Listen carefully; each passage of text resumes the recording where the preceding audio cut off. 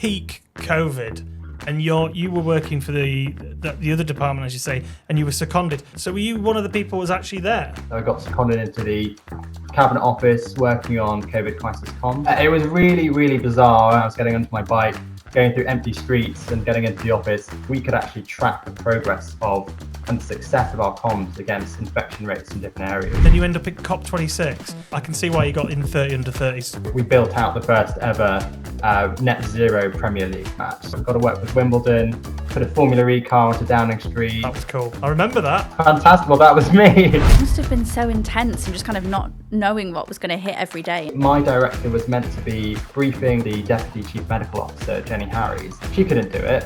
Couldn't find anyone else. Saw me, you just have to brief them. So you find yourself in this bizarre situation. Welcome to Engaging Marketing Mistakes, the podcast that enables you to hit record revenue and double your marketing ROI by learning from the glorious mistakes of the world's top marketers. My name's Chris Norton and my mission is to help you, the senior marketer, grow your brand and hit record revenue so you can have a thriving brand. Today, we're thrilled to welcome Anil Manji, a communications consultant with huge experience in the public, private and charity sectors. Anil was recently listed in PR Week's 30 Under 30 and he's featured at its annual press conference PR360 in Brighton. He has got some fascinating stories from working on the COVID-19 pandemic in Westminster and working on COP26. And he also brings a really great, interesting mistake that you're going to learn a lot from, and it's going to tell you a lot about what to do with your hair. So as always, sit back, relax, and let's hear how you can measure the impact of your marketing campaigns, no matter what sector you're in. Welcome everybody, welcome back to Embracing Marketing Mistakes. This week we're joined by Anil Manji, who is a communications consultant, and I'm also joined by my glamorous co-host, Sinead Morrissey. Welcome back to the pod, Sinead. Thank you. Glad to be here. And welcome to the show, Anil. How are you doing? Thanks for having me. Yeah, well, very well, thank you. So, you last year were listed in PR Week's 30 Under 30, is that correct? That's right, yeah, it's a bit of a double-edged sword. I like to think I've got the experience, but I think everyone looks at that and thinks, this guy knows nothing. He hasn't been around for long enough. Yeah, well, I had a look through your work history, and is it fair to say that you didn't really start out in comms? Is that right? Yeah, so I started in advertising. So I was an intern at Grey London. I can't remember what my first client was. And then was in the private sector in agency land for about 3 years, then moved to government, then moved to charity, and now I'm freelance. So yeah, I like to think I've seen it all. So you did, okay, so you started out in an agency called Grey. They're in London, right? Yeah, that's right. And so what sort of stuff were you working on? So I started off on Pantene and Herbal Essences, part of the P&G hair care portfolio, hence the flowing locks that your listeners won't be able to see. But yeah, and then I moved on to M&S, so managed to get myself into the flagship campaign, which was the Christmas food campaign. So I literally saw how the sausage got made. Nice. Amazing. And so you worked there for 3 years, working yourself up to that, and then you left to go to the Department for Business and Trade in Whitehall, right? Yeah, exactly. It had a different name now. Who knows? It might have a different name in a week's time with this new government. But yeah, it was DIT, International Trade back then. So that was about the Great Campaign, which is essentially the UK's biggest international marketing campaign, driving investment, trade, and even trying to bring tourists and students in. So spent a little bit of time there, and then of course COVID struck. So I got seconded into the Cabinet Office working on COVID crisis comms. So all those lovely familiar campaigns that we know, hands, face, face, rule of six, etc. But I was very much focusing on strat comms, looking at hard to reach audiences, and then worked in the climate world. So worked on COP26, again, still in the Cabinet Office, but COP26 being which is amazing, by the way. What an amazing campaign to work on. It was spectacular. I think I had the most fun anyone's ever had with the public purse. So we got to work with Wimbledon, put a Formula E car onto Downing Street. That was cool. I remember that. The first ever Premier League match. Fantastic. Well, that was me. Yeah. I actually worked with Blue Peter. I got a Blue Peter badge. I was probably one of the oldest recipients of a Blue Peter badge. Nice. I always wanted one of those. Because they were like exclusive when I was young. Isn't there different types of Blue Peter badge you can get as well? Gold, Yeah. Which one Yeah, did you they've get? got a green one now. Oh, I got the standard blue one because I Okay. was a judge on the competition that we created together. I did cheekily have to ask, and they were like, "Yeah, sure. If you're a judge, why not?" Quite the accolade. Oh, so you got there and you actually demanded a Blue Peter badge for being a judge. I like that. I asked very nicely. I Very said, I know I'm not on the show, but technically I am on the show as a judge in a tiny screen on their Zoom call Yeah. that appears for half a second. So, I like to think it still counts. So the bit that was really interesting to me there, obviously, there's got several bits that we need to break into on what you've done. But COVID, like April 2020, peak COVID, and you were working for the other department, as you say, and you were seconded. So what happened there then? Did you actually have to go into Whitehall, or did you, because we weren't allowed? So, and I remember the pictures. If you imagine back to that era, there was foxes and deer in the middle of London. Trafalgar Square was empty. It was a ghost town, London. So were you one of the people who was actually there?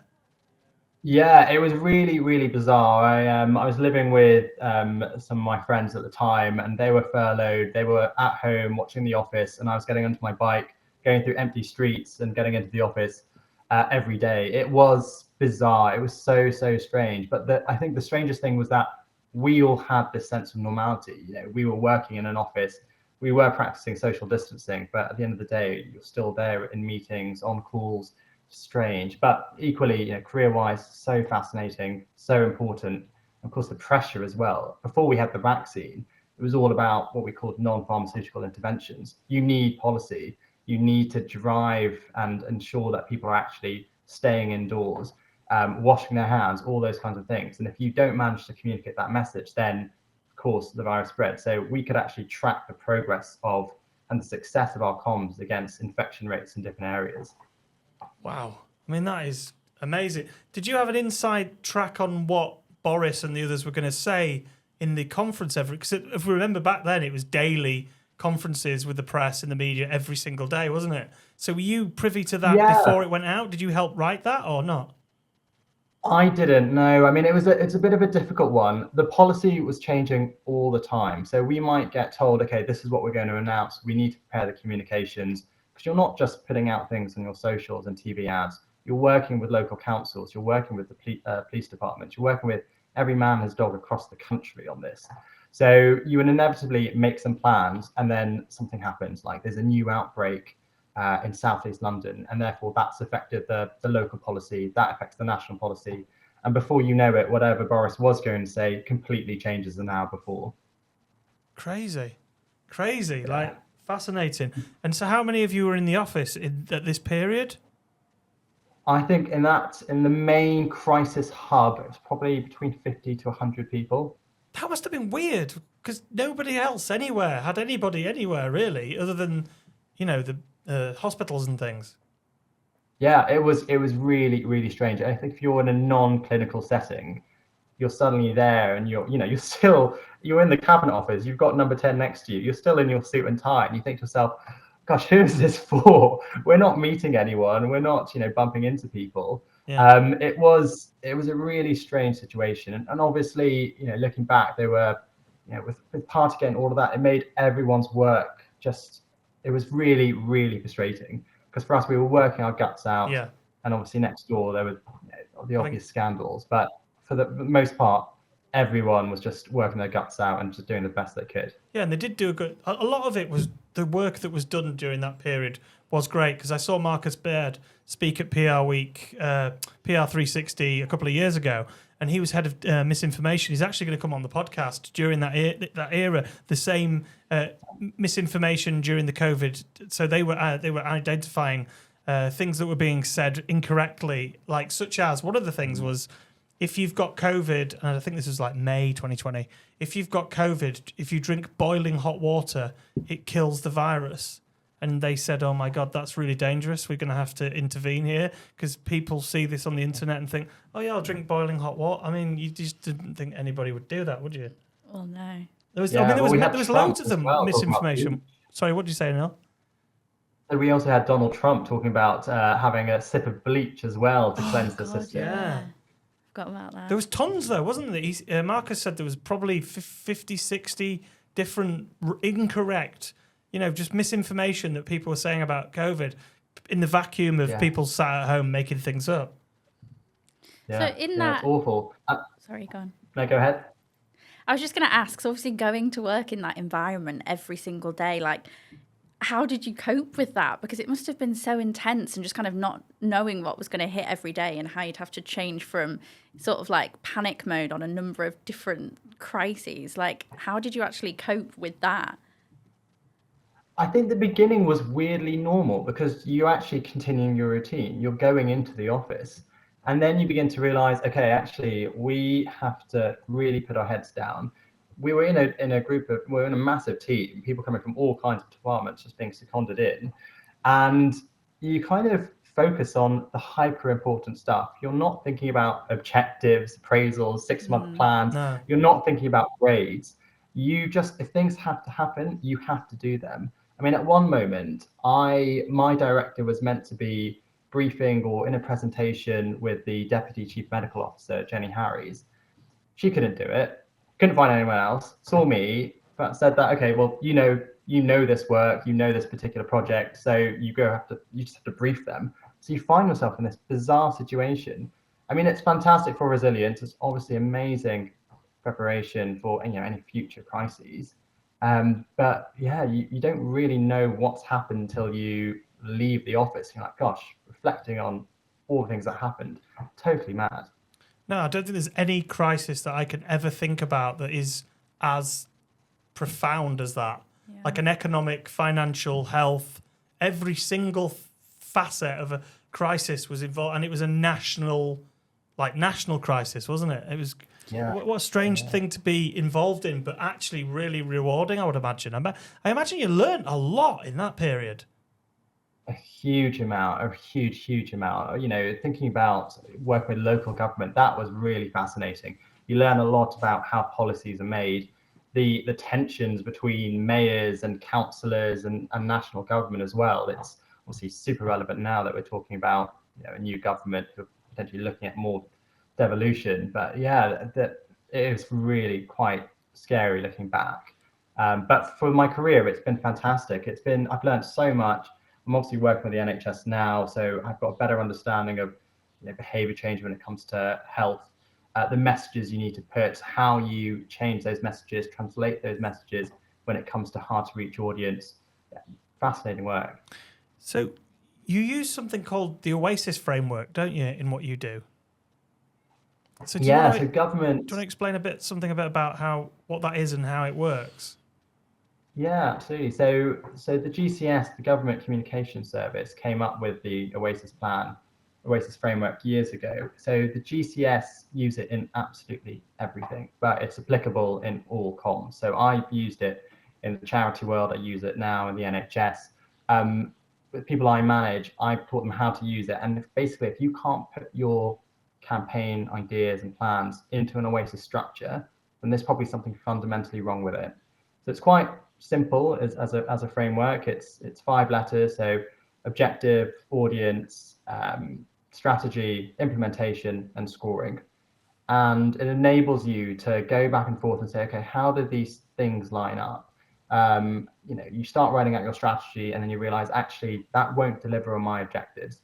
There's an amazing template that you can download from the Government UK sites as well, but that will be used in absolutely every single government comms plan, whether it's a single day influencer campaign or whether it's a 10-year plan talking about tackling climate change or stopping smoking, whatever it might be.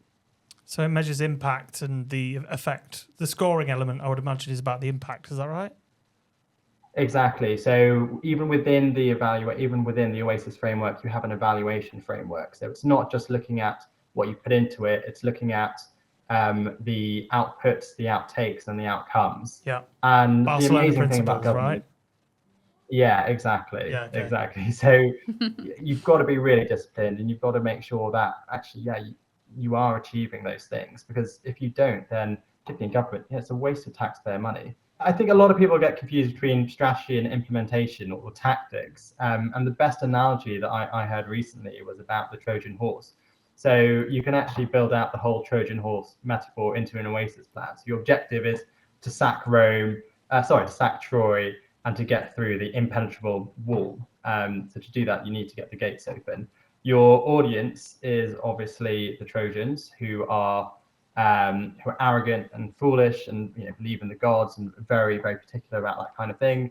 And then your strategy is deception. So how are you going to deceive the Trojans and get through their wall? And then, of course, your implementation is the finer detail. It's build a massive horse, get people in there, fool the Trojans, and then bring the horse into the gates. And that is essentially the difference between tactics and strategy. Yeah, of course, the outcomes is a lot of dead Trojans and the end of the war. Do we think anybody ever really let the Trojan horse in through the wall? Did they go, oh, look at this massive wooden thing. This looks good. Let's roll it in. This looks total. Weren't we fighting some people about 2 or 3 hours ago? Where have they all gone? Let's just roll this. It does seem like a very convenient story, the Trojan horse, but it's a great one that everybody remembers, isn't it? It is a great story, yeah. And you just think as well, you can definitely hear the people breathing and coughing inside, People aren't exactly healthy. They're tired from war. They're probably bleeding through the horse. Yeah, but we'll go with it. I like it. I like the analogy. Brilliant. So COP26 then. First of all, I can see why you got in 30 under 30s. You've been involved in the COVID campaign, and then you end up at COP26. Very impressive. Is that the one in Glasgow that we got? That everybody was arguing that the Prime Minister was attending, and also Elon Musk was attending, and the big argument, the argument in the media was, who's in control here? Who's more powerful, the Prime Minister of the United Kingdom or Elon Musk? And the answer is... Yeah, the answer is Elon Musk. So that was actually not COP26. I think that might have been the AI conference with Rishi Sunak. Yeah. So, but that was in Glasgow too, wasn't it? That one. I think that was in Glasgow. I can't remember now. I didn't work on that one. But that was, I think the AI conference will go down as one of the greatest legacies of Rishi Sunak's tenure. It was such a brilliant conference. But anyway, sorry, that's not the one we're talking about. Yeah, okay, so COP26 COP26 was the one where everyone had huge hopes, and then the final deal could have been a lot better, is the reality of it. But it was also the first big conference coming out of COVID as well. And I think the best thing about working in climate is everyone wants to get involved. So I work with a huge number of sports organizations. I work with the Scouts, with the BBC. Everyone wants to get involved. It is just a unifying subject matter. And you can just have great fun when you're working on climate. So how did you get involved in that? How did it come about? Did you just apply for the job? Yeah, basically. I was still in the COVID hub. Things had calmed down a little bit. And there were two major campaigns that were going on at the time. You could either work in climate, or you could work on Brexit transition, which was not as exciting. Brexit transition. I can see where you shied away from that. Exactly. So the stunts that you did for COP26, what sort of stuff did you do? So you mentioned a Formula E car outside number 10. Yeah, so that was part of a wider campaign that I built, which was around essentially the summer of sport, or green summer of sport. How do we try and infiltrate, from a comms perspective, all of these incredible sporting moments, and try get people talking about the green angle to it as well? So we had Sky as a partner, and we worked really closely with them to say, okay, well, the Premier League's going on. There are some amazing teams that are really committed from a climate side. What can we do? So we built out the first ever net zero Premier League match. So everything from the lighting to the cuts that we used, everything went through that process of, okay, how do we make it more sustainable? We had the first ever Wimbledon Environment Day, which I think might still be going on. I have to check that. But again, that was brilliant. We had a royal box that was packed with all of these amazing green heroes. So again, just trying to use these moments, and you've got 1 million people watching Wimbledon. If you, for 5 minutes, start talking about the environment, that's a fantastic way to get people's attention, to grow awareness of the conference and what the UK is trying to achieve there. And what was your objective for the campaign? What were you ultimately trying to do? Just get people to think about sustainability and the environment a bit more, or just to raise awareness of COP26? I wish it was that easy. Yeah, so the one part of it is raise awareness of COP26. The other part, the policy objective, is massive. It is get the public on board with helping achieve net zero by 2050. The reality is we can't really measure that in a 12-month campaign.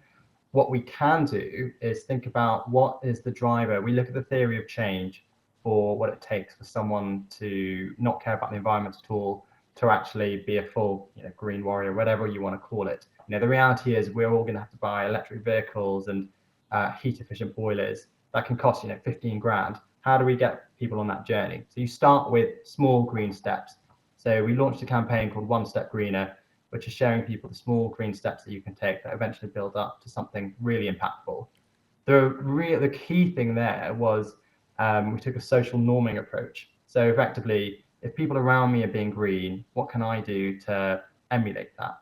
So our key metric, we were measuring people's perception of people like me taking green actions and measuring that over a 12-month period. And nationally, we did shift the dial by about 5%, which is, it doesn't sound like a lot, but when you're thinking about a multi-year, a multi-decade plan, it shows that this kind of campaign can work. And hopefully, government will continue doing that over the next 20 years or so. Yeah, great. I mean, it's properly rewarding, something like that. Like everybody's got to be worried about the environment. Yeah. What's the next one? Is the next one going to be what's the next COP then that's going to be happening? Do you go to them all? So no, I'm done now. I'm a freelance comms consultant working on the NHS for the moment, and then actually moving to South Africa in a month's time to try something new. Wow. For about 6 Really? months. Which bit of South Africa are you going to? I'm going to Cape Town. Nice. Amazing. I went there last year. Lovely escaping place. Yeah, it's lovely. Yeah, I mean, it'd be it's easy to go knowing that we haven't actually had a summer yet here in London. Yeah. So yeah, I'm looking forward to that. But no, I definitely want to get back into climate. I mean, I think that it's only going to get more interesting. My dream job is WWF. They're doing amazing work from a not just comms perspective, but actually lobbying government and changing policy as well. It's hugely rewarding. Yeah, great. In your in the notes, you sent us something you talked about at PR360, which I thought is quite interesting. Yeah. Is you talked about the use of agencies seem to be coming up with a theme of Joe Wicks. Do you want to expand on what that's about? Yeah, so this was born out of a question at PR360 where they said, if you could put anything into PR Room 101, what would you put in there? And I said Joe Wicks, and then very quickly had to say, not the actual person. I'm sure he's very nice. He's done lots of good for lots of people, but I think he represents a real laziness in the comm sector. I have had so many agencies. In fact, the last 3 campaigns I've worked on, each of those agencies pitched me an idea with Joe Wicks. And I think it's done for 2 different reasons. Either because, understandably, you want to show the idea as good as it possibly can be. And so you use someone like Joe Wicks to illustrate, this is what it could be like. This happened when I was at a charity called London Sports, and we were talking about ways that we could get people active in London. And so they used this idea of a flash mob, but make it a flash run and get Joe Wicks down. I was like, okay, great. In principle, brilliant idea, but we can't afford him. So you haven't looked at our budget. And even if you wanted to make that idea work, it's not an idea that you can make work with a B or C list celeb.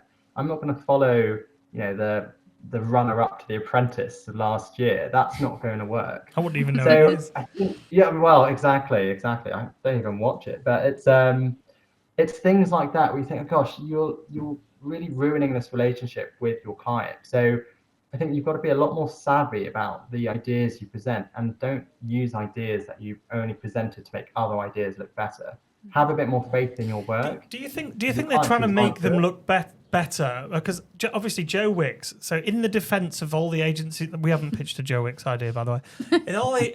In the defence of all the agencies that have come up with Joe Wicks, you just said your brief was about getting people to be more active, and the one person you think about for all ages and you being from the era of COVID-19, is Joe Wicks's face doing the exercises. So maybe that is it? Would I say that these ideas came from 21, 22, and a little bit of 23? Or yeah.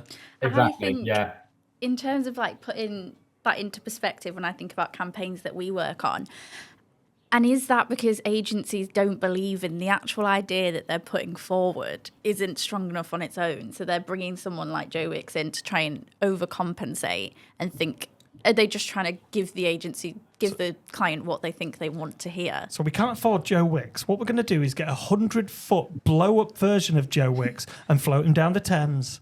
There you go. There's your idea. That's that sort of thing, isn't it? PR 101. Yeah, but you've hit the nail on the head there. If you can't get Joe Wicks and you can't get another celeb, what creative solution can you come up with that still makes a flash mob work? Yeah. It's I don't think it's up to the client to say, oh, okay, great, who else could we use, or how could that mechanism still work? If you can't get Joe Wicks and the flash mob idea doesn't work, right?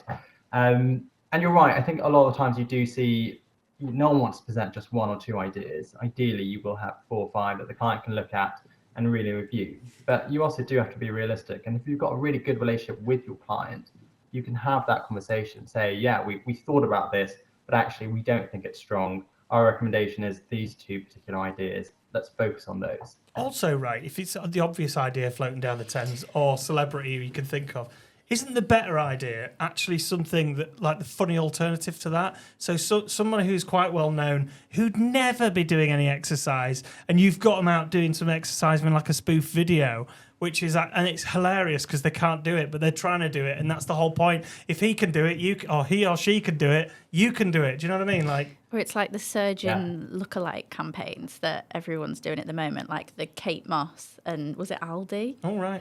Campaign where she was just spotted with like an Aldi bag or something in Manchester. And I think we've pitched stuff like that to clients before, where if we know budget is an issue, then we can't get the Joe Wicks. So what's the closest thing? It's a lookalike. And actually, sometimes they do work really well. But, for a picture, maybe.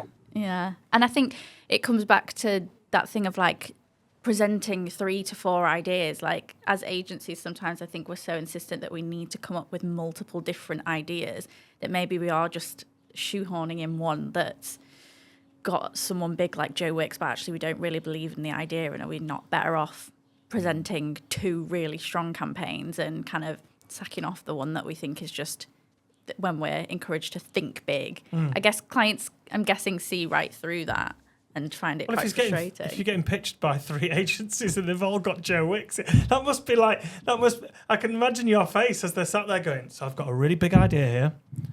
Picture this, Joe Wicks, and you're going, oh God. For the 3rd time today. Yeah. Yeah, I definitely have Joe Wicks fatigue. But you know, I think you touched on a really good point where it's really obvious that sometimes you don't need to have the classic sports person. So, when I worked on M&S, it was very much about democratizing the brand.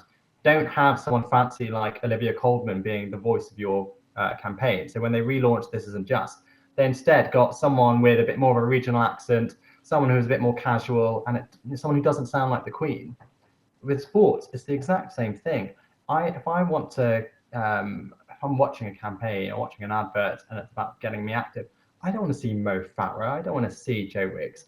I'm more likely to get involved if I see someone like Ainsley Harriott, who's not someone I think of as, running down the aisle, and actually saying, yeah, okay, well, if someone like him can do it, if he's not that fit, and he can go on a 5K, then brilliant. I could do that too. Yeah, so Danny Dyer doing the football, what's the charity football game that he was playing the other week, and he was tear-assing around the pitch, diving into tackles. And fair play to him, because I was thinking Danny Dyer's going to get sent off. That was brilliant.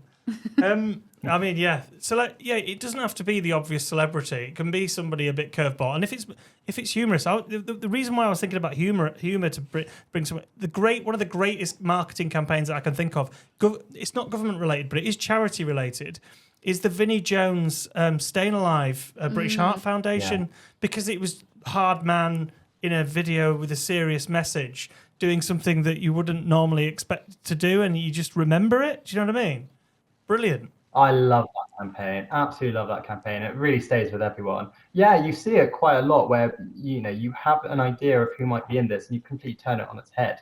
So it was Captain Birdseye a few years ago. They had the rugged old sailor and they completely changed it, and it's now, I can't remember the actor's name, but it was this very cool, sexy model instead, and he was the new captain of the ship, and it just works. It really resonates.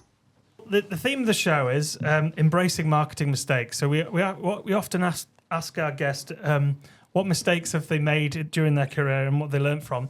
With you having such a big career already, and you're just 30, I'm imagining at the moment. Is that right? You're 30? Yeah. What's you've put down a mistake here about a TV ad, which has made us laugh a little bit. So do you want to walk us through what happened in your CGI TV campaign? I'm very interested in this. Yeah, this one's a little bit gross, so apologies. But this was when I first started out my career. I was working in the world of hair care, and we were launching a new conditioner campaign. Often what happens, this is one of the fantastic things about working in advertising, you learn all the random trade secrets. You'll often take a shot from another TV ad or an older TV ad, so you don't need to reshoot everything. So if I've got a new advert with a brunette, I might talk to my American team and say, okay, do you guys have anything that we could use? And you would just chuck it in. We did this with a new conditioner campaign. We had a model with blonde hair, and so we took an old advert, a shampoo advert with a model with blonde hair. Same brand. It was actually an Ellie. Was it same brand? Same brand. Right. Okay. Same brand. Yeah. It happens all the time. And you wouldn't notice because sometimes the shot's like 3 seconds. So we used an older advert that featured Ellie Goulding. It was a close-up of her hair. You couldn't see her face at all. It might not have even been her in that particular shot, but you never know.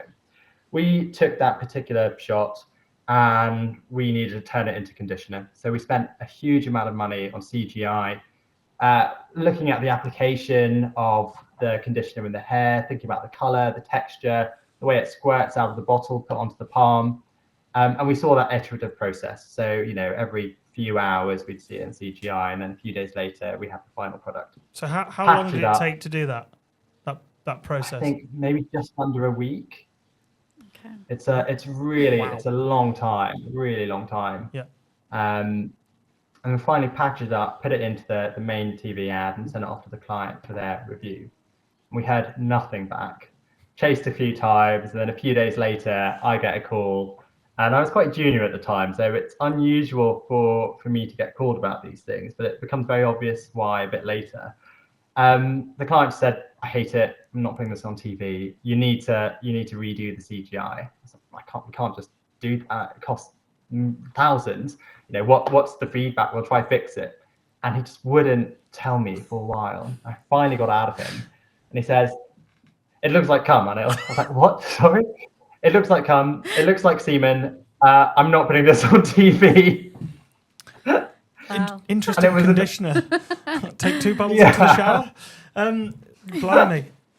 It looked for.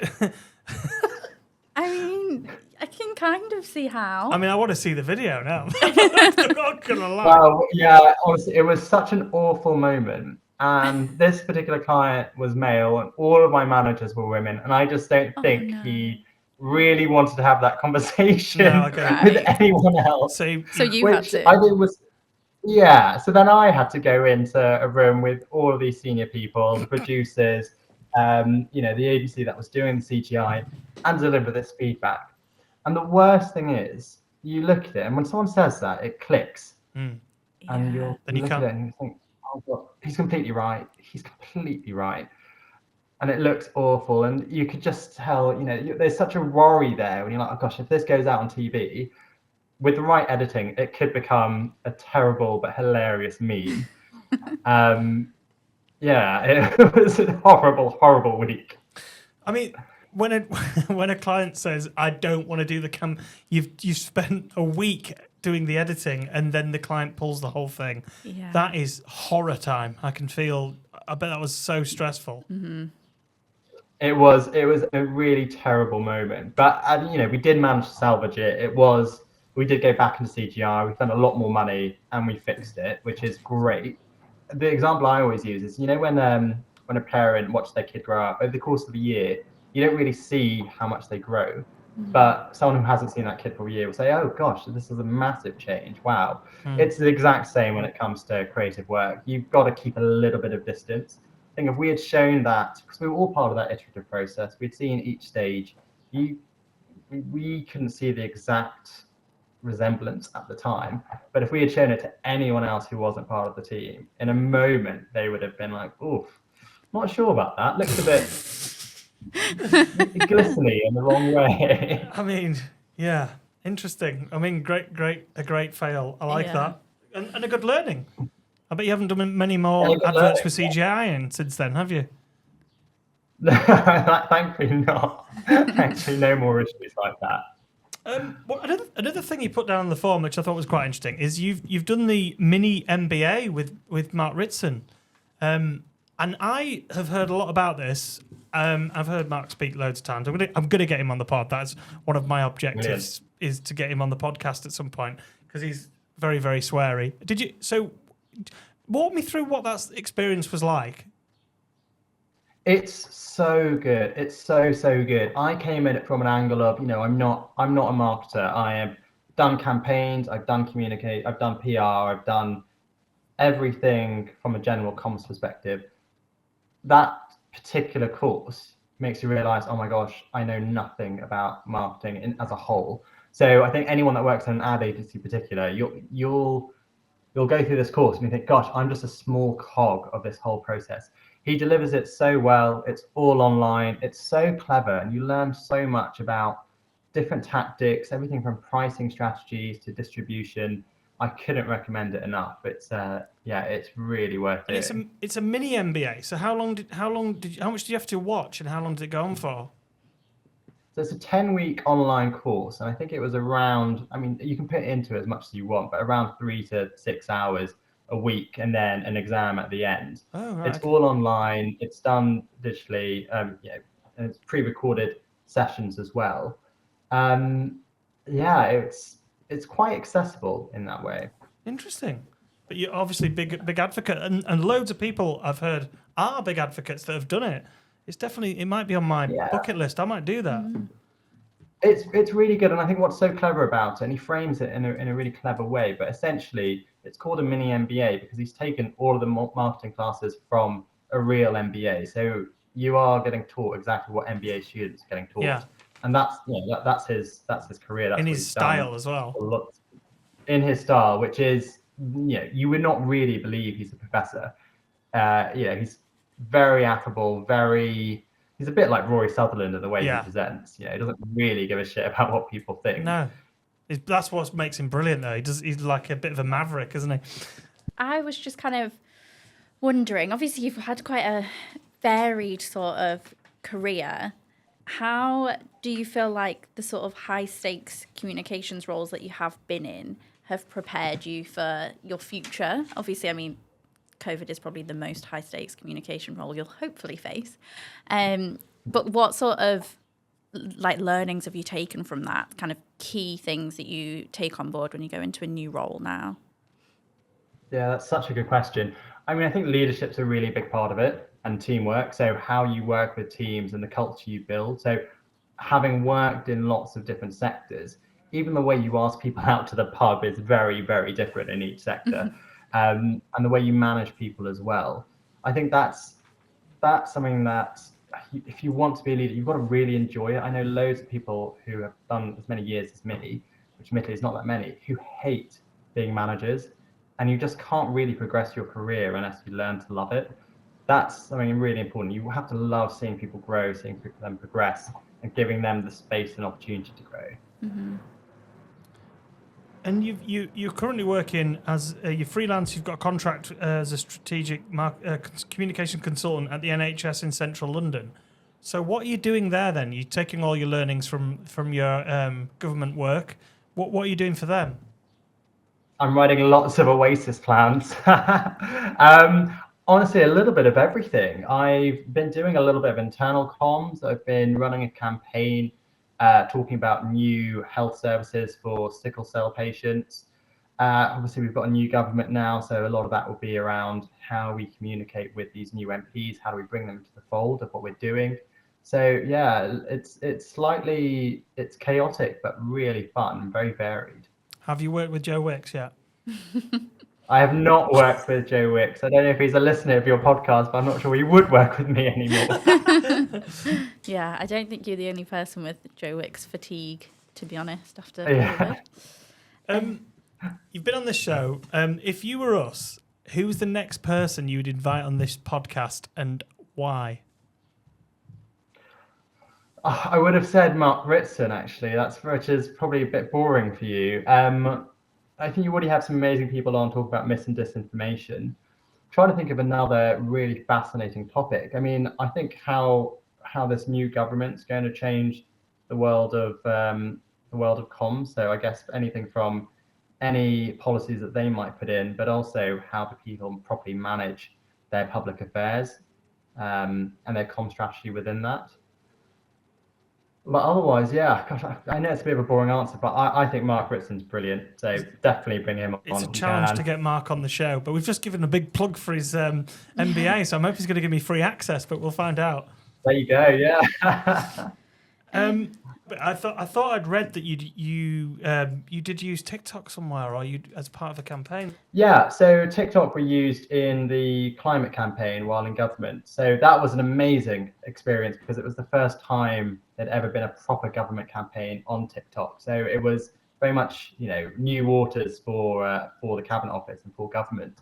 We worked with influencers to try and get people engaged in what we call the One Step Greener challenge. So taking on a small green action, like, I don't know, it might be using leftovers and turning it into an amazing new meal, and generating a little bit of a UGC campaign. So yeah, that actually did incredibly well on TikTok. So yeah, in terms of government using it, it's a case study that's still being spoken about now and still being talked about. So I think we'll probably see more TikTok content from government, which would be strange because it's not where you'd expect a government No, but content to be. It's the future audience, though, isn't it? It depends on who they're chasing for the vote for the next election. It's like the exactly the Labour campaign that we were talking about on Monday. Obviously, their TikTok presence was huge throughout the election campaign, and it just shows how much impact that can have. I think like the number of TikToks that they did in comparison to the Tory party was like triple in the first month. Yeah, but the Labour Party's been really, really active, and Stuart Bruce is a big part. He used to be a big part of the political side of the Labour Party. But actually, I was reading in the Sunday Times on Sunday about Reform and Mr. Farage have spent. They see the future of their communications in TikTok, not for now, but for the next phase, because they saw this is the first phase of getting into government. They've got 5 MPs, I think, haven't they? And they see it as the next step. So they're going to be. Apparently, the amount that they used it was even the most of the lot. Oh, really? I didn't realise. So quite interesting. Yeah, that doesn't surprise me. I mean, Reform got 4 million votes, and they basically did that by distilling incredibly complex policies into simple messages. So, you can't really listen to the Prime Minister without having to hear a spiel for 2 minutes. If you can't distill a policy within 10 seconds, then you're not gonna work on TikTok at all. Yeah, it's a bit worrying though, because I mean that is what public relations or comms always was. How can you tell a really complicated message to your gran or your mum, and so she'd understand? My mum still doesn't know what I actually do for a job, but that is the role, and doing that into it. So we've moved from doing that into a press release to now doing that into a 10-second TikTok. Yeah, it's wild. It is a challenge, and thanks to everybody out there that's doing it and working hard. Yeah, well, I think that's why Ed Davies going to do so well, because he's made some fantastic content. He's actually getting onto a surfboard, falling into the water. I mean, those are clips that you can marry up with whatever the message might be, and better than seeing Nigel Farage dance, actually. So I haven't seen Nigel Farage. We'll make that available in the show notes. Nigel Farage's dance. And if people want to get hold of you, Anil, how can they get hold of you? What's the best way to get hold of you? LinkedIn is the best for me. So Anil Manji. On LinkedIn every day. I can also put my email address up. It's anilmanji@gmail.com. What's your Twitter handle? Anil Manji UK, I think. Well, thanks for coming on the show, Anil. Really appreciate your time. Thank you so much for having me, guys. That was really, really fun to do. What does Anil do for fun? Oh, you'll hate this answer. Triathlons mostly. So Really? I've just done a Not fun. triathlon training. Yeah, that's been my personality of the month. So did a half Ironman last weekend. Wow. So yeah, completely shattered body right now. Anil the Iron Man. What's a half Iron Ironman? Manji, I think. What's is a half the, Ironman? Is that 1 mile swim, 75k bike? It's 2 kilometer swim, 90 kilometer bike, and then a half marathon at the end. So it's basically double the distance of an Olympic. Yeah. I mean, triathletes. I've got a friend who was he was a Royal Marine. He works at, and he did 5 Ironmans. And the first time I saw him at a wedding, and I said to him, his wife was stood next to him, and I said, "Oh, have you just done an Ironman?" Obviously, he'd just come out of the Marines. He'd just done an Ironman. I said, "How was it?" And he's a big lad and a muscly lad, and he said, "Oh, it was kind of tough, but it was okay." And his wife said, "Shut up! You passed out in the tent at the end." When they put the stuff on him, he was that tired he collapsed. So I was like, I just was like, if he's collapsing because he is an ex-Marine who's been everywhere, and I was just, you guys that do that, you've got to, it's a certain type of mindset. So well done. Very impressive. Thank you so much.